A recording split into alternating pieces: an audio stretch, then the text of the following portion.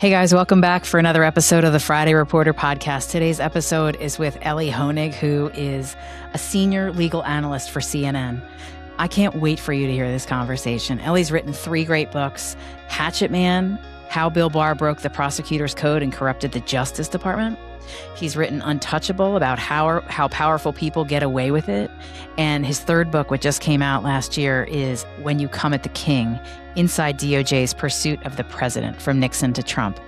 This is a great conversation. Lots of references to New Jersey because we both grew up there, but also some really, really cool analysis and insight about how these issues and these scandals are being covered today, and how the intersection of them and organized crime really have quite a bit of overlap. I can't wait for you to hear it.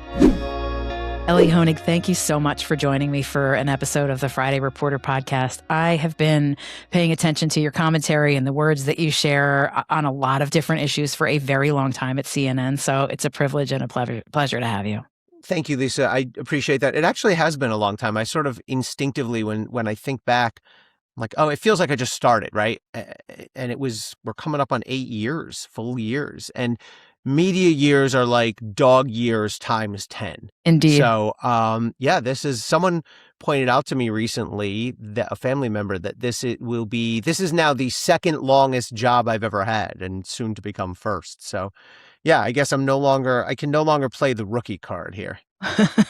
Just a rookie. You don't know what I'm doing. That's right. Yeah, at some point you have to be the adult. What's so interesting, though, about our world, and even though you're in the legal space, you are very much in a space where it's every 2 to 3 years we move, and we move up and we move out. Talk to me a little bit about your trajectory, though. I know about your background, but my audience does not yet know about you. Well, how far back should I go here? I'm a Jersey guy, like you, Yep. Jersey girl. Yeah. And went to Jersey public schools my whole life. I went to Cherry Hill East High School, Rutgers for college, Harvard Law School. I went private. I finally sold out. And then I was a lawyer. I was 3.5 years. I was a big firm. But then in the next 14 years, I was both a federal prosecutor in Manhattan and then a state prosecutor here in New Jersey.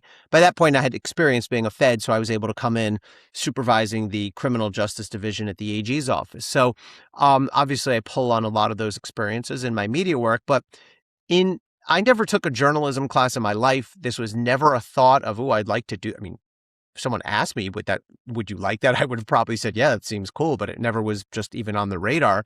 In 2018, I left the AG's office, and it just happened to be the summer when the Robert Mueller investigation was at its peak. And I had friends from the U.S. who had been at the U.S. Attorney's Office who were doing this. Mimi Rocha, who became the Westchester DA, Dan Goldman, who's now in Congress. And they said, you should try this because they need these cable channels need prosecutors all day, every day. And I did it. And I, in retrospect, probably wasn't great, but I was okay enough that somebody saw something, and I enjoyed doing it. And here we are 8 years later. So that's the overview of my trajectory. Now I do all sorts of media related things. Sure. Well, and by the way, this behind me is my home studio. I was going to say, you're in the studio. I like it. You're obviously my 3rd floor, but this is a huge asset. I'll show your viewers. Well, you can't really, some of it's blocked, but I do a lot of my CNN hits from here. If something happens and they need me real quick, or if it's just, this morning I was on at 7:30, it's not worth it for me to go up to New York and back. They can just click in right here, and it looks like people see the Metuchen, New Jersey up here. That is my town.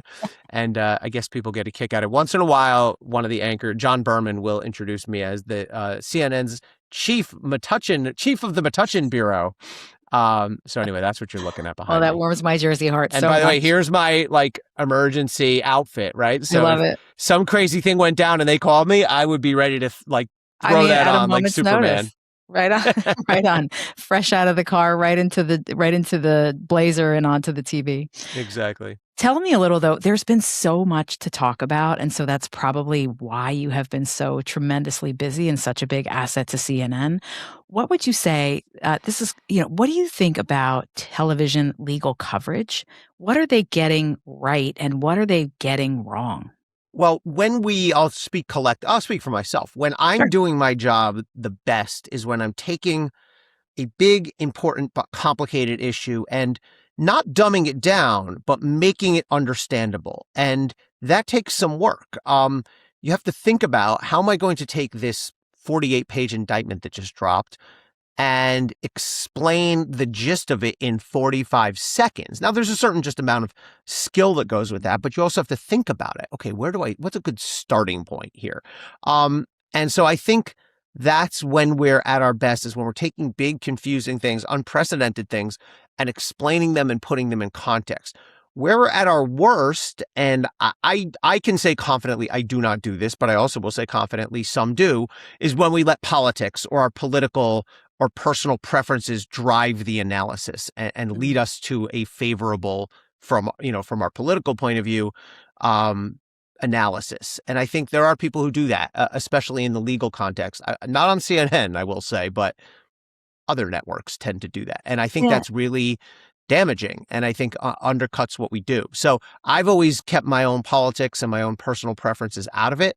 There's been times when I've been sharply critical, often, of Donald Trump. There's been times when I've been sharply critical of some of the Trump prosecutions, and liberals didn't want to hear that sometimes, but I don't play to either side. And I think we owe that to our audience. I think too, especially over the course of our lifetime watching and consuming news, that was the bar that was set for legal analysis. It's shifted, though, since you've gotten started. I feel like it's more pervasive. Do you feel like it's shifted in the 8 years that you've been doing this? When you say it, do you mean the insert politics? Their political, Yes. I mean, if you look back at the really early days of this profession, which was sort of invented by people like Dan Abrams, who I'm close with, Jeffrey Toobin, who I know from CNN, they were covering the OJ trial. I mean, I guess that wasn't, well, there were political angles on that, right? There were racial angles on that, but it was more, it was originally in its original incarnation, it was more just covering the news, covering these stories. But I think, I don't have a pre-Trump history of doing this. I came in 2018, but Trump does naturally tend to bring out very strong pro and con emotions. And I think there's some people who followed those emotions, and look, there's a certain profitability in it. If you want to become a hero to the left or the right, then you know where you need to come out every time. And I think it's undercut credibility of people who've done that both ways. It's never the way I've chosen to do it. But I agree. I think there is an identifiable, fairly large group of legal analysts who, no matter what Trump does, wrong, bad, and legally wrong, which is not always the case. And then there's a certain group, a smaller group, that whatever he does is right and fine and legally defensible. So look, who's going to believe you? How are you going to have credibility if you always predictably come out on the same side of things? I mean, if I was your financial advisor and I always told you to invest in this one stock, no matter what it was doing every day, I would say, buy more of this stock. You would say, what is this guy doing? Like, why is he always coming? If I was predicting sports contests and I told you every week, bet on the Jets, I mean, you'd lose a lot of money, but you'd also be like, how objective is this guy? Every single week, his analysis seems to be bet on the Jets. So, and I will say CNN from the start, and I've now been there through 3 separate CEOs, basically Jeff Zucker and then Chris Licht and now Mark Thompson with some, interim periods. But those 3 plus all the other bosses plus the anchors that I work with and admire have always from the start told me to do nothing other than what you're doing. Call it straight. Don't play the politics. And they mean it. And at times it garners me some anger from one side or the other, but it's the only way to last and to maintain your credibility and to do your audience a service as well. I don't think you're doing your audience a service if you're just telling them whatever they want to hear. So sometimes I tell my audience things that they don't want to hear, whatever that may be. And more often than not, it turns out to be correct. Not always, but more often than not. I love it. No, and to me, that's the best possible way to sort of live and own that space that you're in at CNN. I want to pull the thread a little bit. You have famously, at least famously to me, covered quite a bit of organized crime. You've been involved in sort of the indictments of many, over the course of your lifetime. You've written a book about that kind of world in terms of Untouchable and the book that you've written. Tell me a little bit about lessons perhaps that you have learned from that experience and can use and apply as you talk about political power and modern power today. Well, I've way more done, prosecuted organized crime than covered it. We haven't had really many juicy organized crime stories that we've covered. But a lot of what you learn, first of all, just a lot of what I do, it draws on my time as a prosecutor in a way that you can't replicate, right? Someone who's not been in the office can't explain to you what it's like to draft up a search warrant affidavit and how easy or hard it is to get that through a judge. Can't describe what it's like when you have to make a closing argument to a jury. Can't describe what it's like when you're up on a wiretap listening to someone's calls, right? I can do that. I think that's when I do some of my better work, is when I can, the way that a good like a Troy Aikman or Tony Romo can take someone inside the NFL huddle. Okay, here's what the quarterback's thinking right now. Here's the wide receiver is going to do this. So when I can do that, I think I bring a lot of value to it. There's also lessons, organized crime in particular. There's a lot of power dynamic that replicate themselves in politics, right? The most powerful people are also the most insulated people. There are ways of communicating that are hard to detect from the outside. And so you're right. A lot of Untouchable is sort of about the inherent advantages that the most powerful people, whether they're the president or a CEO or a famous celebrity, has, that they can call on. And there are a lot of parallels to the kind of mob case that I used to prosecute.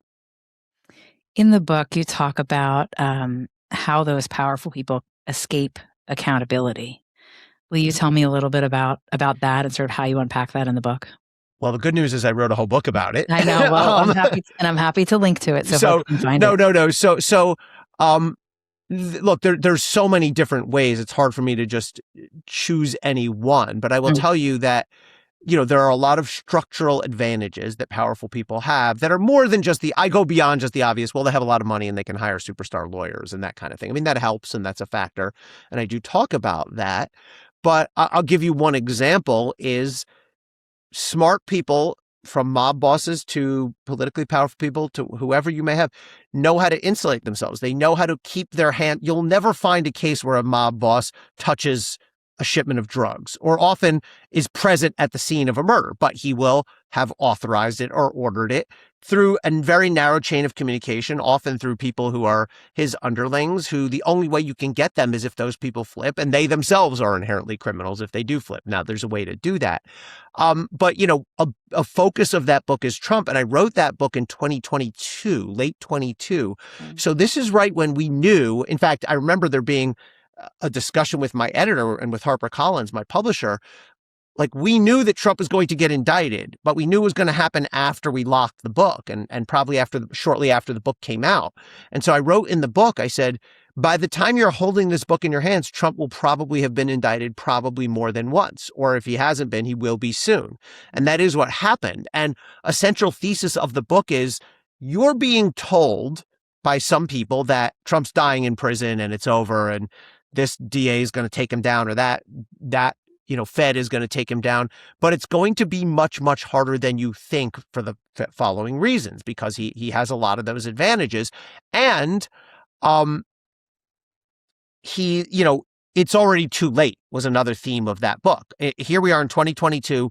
There's been so much delay by prosecutors that even if they start tomorrow, they're not going to be able to get him charged and tried and fully prosecuted before the 2024 election in a way that's going to negatively impact his election prospects. And if he wins the election, then all of these cases are dead. And that is exactly what came to pass, of course. Remember how many Trump in prison garb memes did you see go around? How many memes did you see of people saying, Mueller is going to take him down. Jack Smith's going to be the one. Jack Smith is Jaws. I have a section in the book where I talk about all these ridiculous wishful thinking memes. And by the way, in my third book, I interviewed people on Mueller's team and Jack Smith's team, and they all said, we hated that crap. That undermined what we were doing.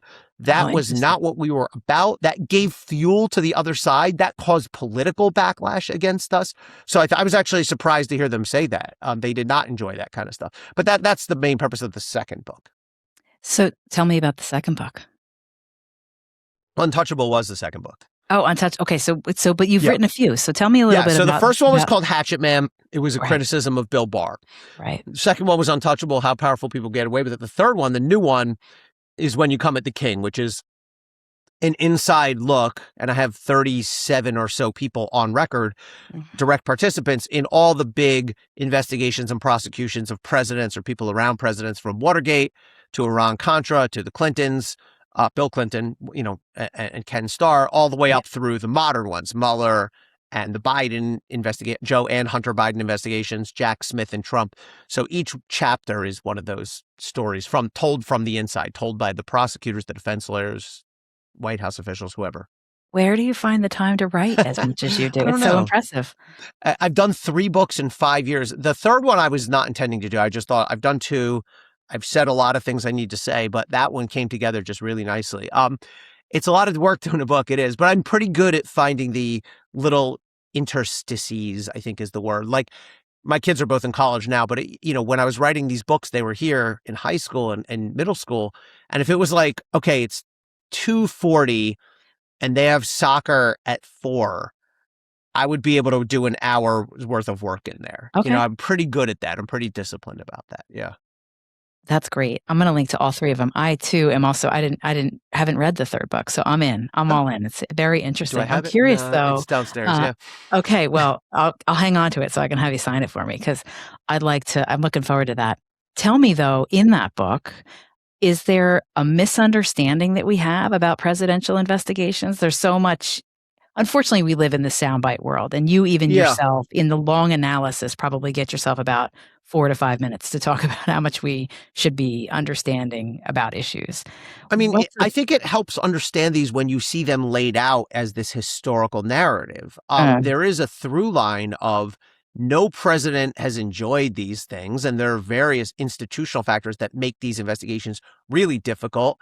They're driven by the human beings, which is what I love. There's so much human drama in this. There's so much. You have the rules, the regs, the laws, they all matter, but ultimately it comes down to the human beings. And we've seen so many interesting characters on both ends of these investigations, whether it's Ken Starr or Robert Mueller or Jack Smith on one side, on the prosecutor side.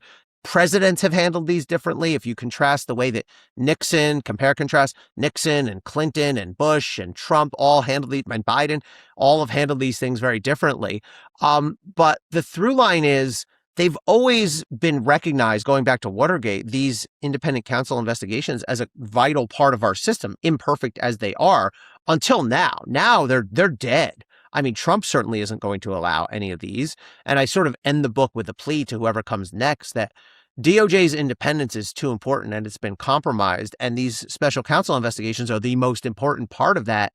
And Trump has all but killed them at this point. So I argue that we need them back, and they need to be fixed. I mean, they give a policy prescription at the end. But the best part of the book is the storytelling. I mean, there's so many wild stories, like things you can't believe that happened from behind the scenes, things that prosecutors did, things that presidents did.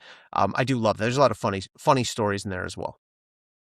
It feels like, and you and I, we have a similar trajectory. We were in college at the same time. We've come through in this experience along the same time. It feels as if investigations and this level of scrutiny has become more and more and more. And so if you haven't been paying attention, and that's the royal you, not you and I, it feels as if this is all existential and it's happening and it's worse now than it ever was before. It does feel like media and the attention on it, though, has put more of a focus and a spotlight on it. Are we heading into an even more fraught experience, regardless of who the candidate is? Yeah. How do you see sort of history? Like, if you were, I know crystal balls aren't all that clear, but what do you see as in terms of trends? I don't buy into the doomsday scenarios. I am not one of these people who says Trump's going to end democracy. I'm not one of these people who says Trump's a dictator or a Nazi or a fascist, right?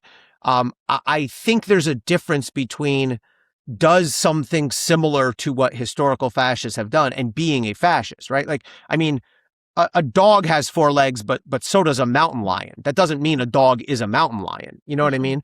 And I'm not trying to minimize Trump, but I'm also, I don't agree with the hyperbole around him. And I stoutly reject anyone who compares him, and this happens quite a bit, to Nazis or Hitler. I mean, the Nazis killed 6 million Jews. All right, that we're not anywhere near that.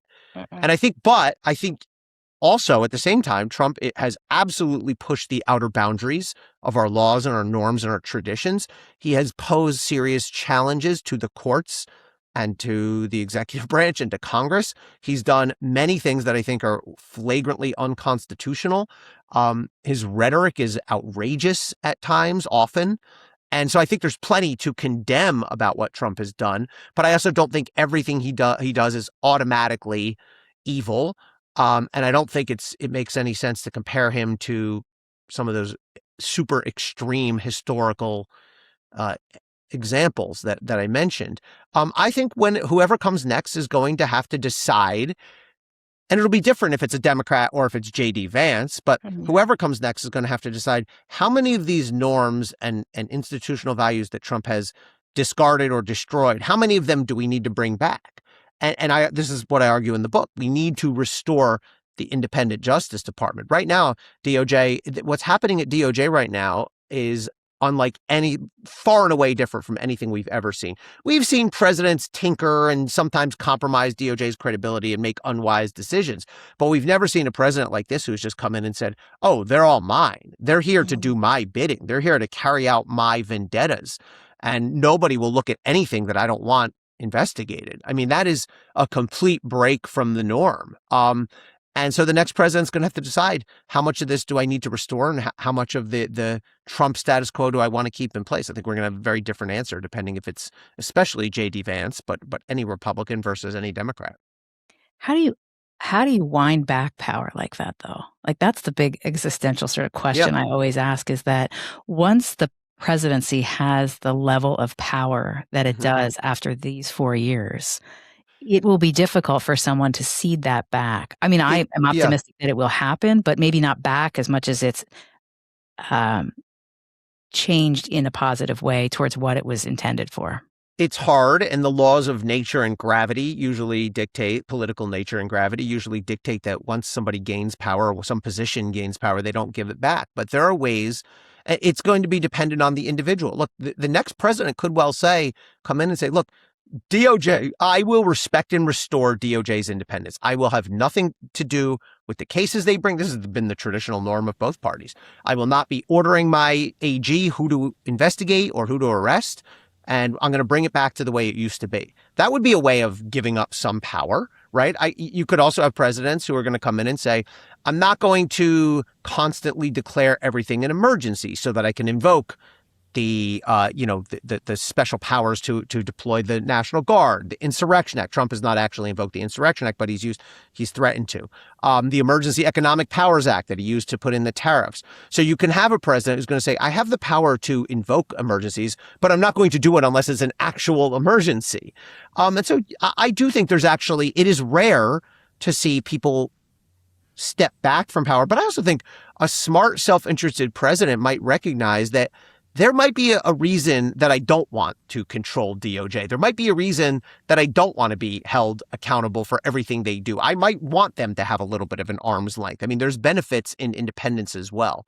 So I think it's very unusual, but I think it's almost a certainty that whoever is the next president will not be as aggressive and will not, in terms of exercising power and presidential power, as Trump. I think it's hard to envision the next president saying, I'm going to take what Trump did and I'm going to take it yet another level. I think whoever comes next is going to scale back presidential power and presidential authority somewhat. But the extent will depend on the person. Yeah, no doubt about it. I mean, yeah, stay tuned for what that all looks like. Yeah. Elie, you cover and respond to a lot of different stories. Obviously, politics dominates our world every single day, but you've been at this for 8 years. Is there a particular story or time where you were asked to comment about something that like stands out as a highlight or a great opportunity that you enjoyed?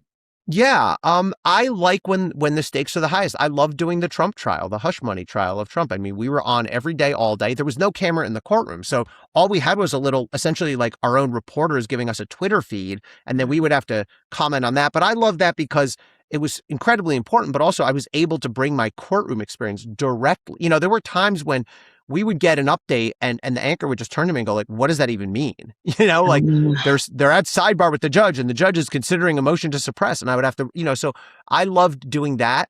I've really enjoyed, maybe not the right word, but I feel like the work we at CNN have done over the last month, like the month of January 2026 has been unlike anything we'd started with the arrest of Nicolas Maduro and the indictment of Nicolas Maduro, which I was, people were like, what on earth is this and what's going on? I was able to really help explain that to people, right into Minneapolis, which brought a lot of different angles into play, right? You had the use of power by ICE. You had various laws around what ICE can and can't do.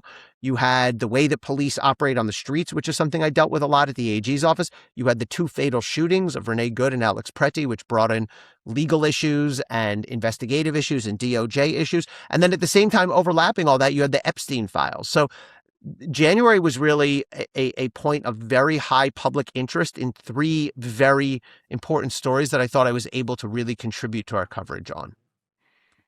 It's never a dull moment. How much No. time do you spend on camera and doing this analysis? Is it a full-time job for you? You know what's funny about it? I mean, I have a lot, look, I teach at Rutgers. That's set hours, thankfully. CNN, I write every week for New York Magazine. I'm sometimes working on a book. I guest host on Sirius XM now 1 to 3 times a week. But CNN is the main thing and is always the top priority. And the thing about CNN is the way I will do it, if we know something's coming, we know Pam Bondi is testifying next week. Okay, I will block that off, right? But in a normal week, I will pre-book about a week out. So Tuesday or Wednesday of every week, I'll connect with all the shows and I'll set my calendar for the following week. Right. And usually what I'll do is I'll book something every morning, 1 or 2 hits every morning. And then I try to not usually book the middle of the day just because I have to do other things, so I will usually try to not book anything from noon to 5 or so. And then I will book 1 or 2 primetime shows each night. Now, once that happens, it can go one of 3 ways. The probably least common is just like, yeah, it goes as expected and you're on when you're booked and that's that.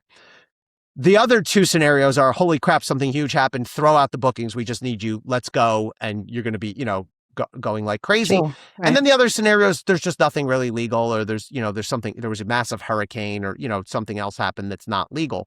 And then you just get canceled. And sometimes, it can be thrilling and it can be disappointing, right? There's times when I've had a great hit coming and been driven into the city, and then 5 minutes before there's a mass shooting and I'm canceled. You know what I mean? Right. And it happens. It's fine. You have to roll with it. That's the nature. And then of there's the opposite where I'm in the middle of making dinner and I have ground beef on my hands and they call me and go, holy crap, where are you? How quick can you get on camera? I go, what happened?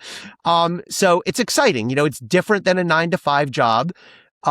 It's a strange sensation. You'll understand this being from Jersey, of getting picked up at 6 p.m. in New Jersey and driving into Manhattan, and arriving at 7 o'clock because you're on at 8 or whatever. You're almost reverse commuting. And then, you get back home at 9 or 10 or whatever.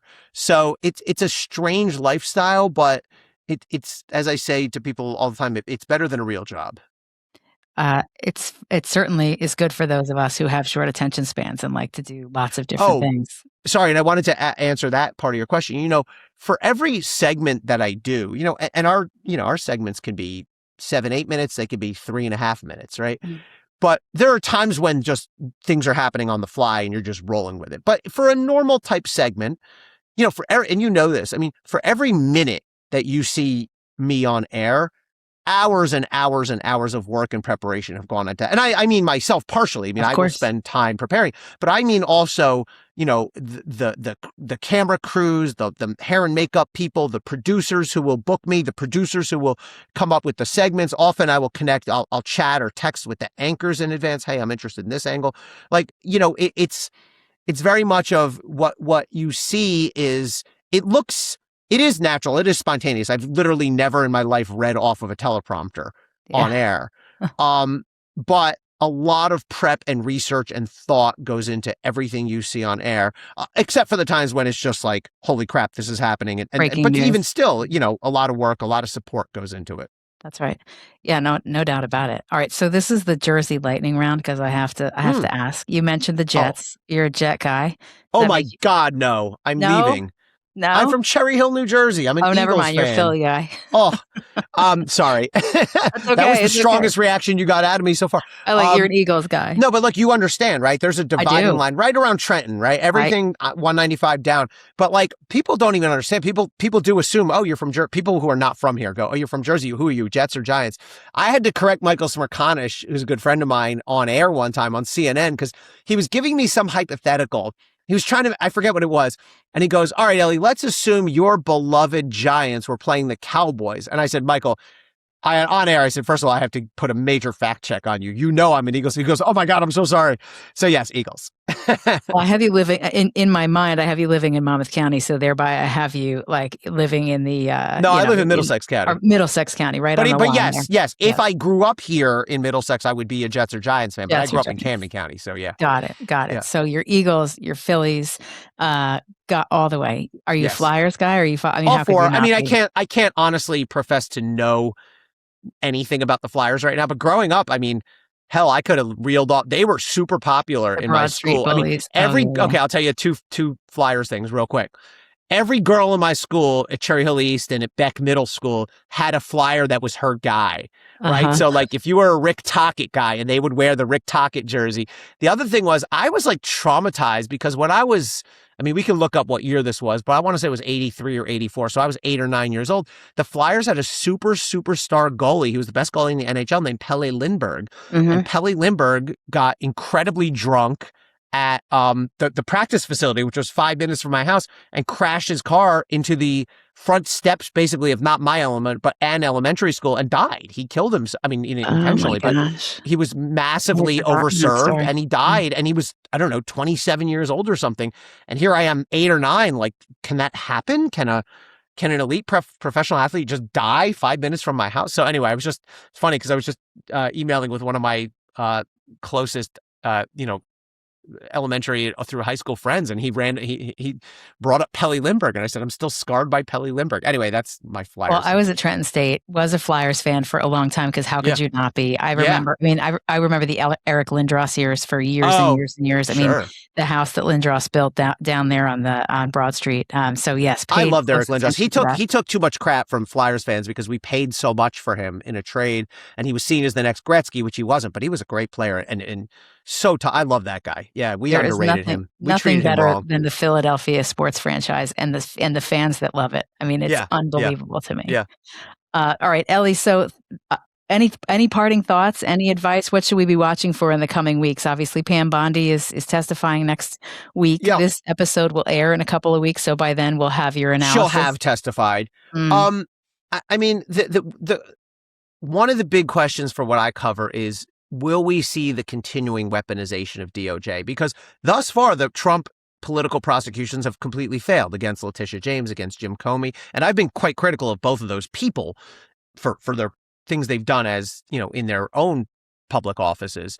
But I felt those prosecutions were outrageous and doomed to fail from the start. But will we see this ongoing, or will there come some point at which Trump and the people around him just decide, like, this is backfiring, these political prosecutions are not working, they're not succeeding, they're not helping us politically? Or are we going to just see more and more and more of this? That's a big story I'm going to follow. And from a media perspective, what I would say is, I know a lot of people want to do this, right? I mean, I get DMs all the time and it's great. But what I would say is, first of all, you have to do the work, right? Like, I get DMs from young lawyers and people in law school. Oh, I'd love to do what you do. And I say, yeah, but it's great. You should definitely, we can talk, but like, do the work first. You're not going to have enough experience and enough authority if you've just been a law firm associate for 2 years. And why would somebody listen? You have not developed any expertise for yourself. Exactly. And the same goes of, if you want to be the next Sanjay Gupta, well, good. You have to go be a brain surgeon for a while, like he does. Or if you want to be the next, Mark Hertling, who is a general for us, and he does military analysis, or name your, if you want to be the next Doug High, go work on Capitol Hill and do the work.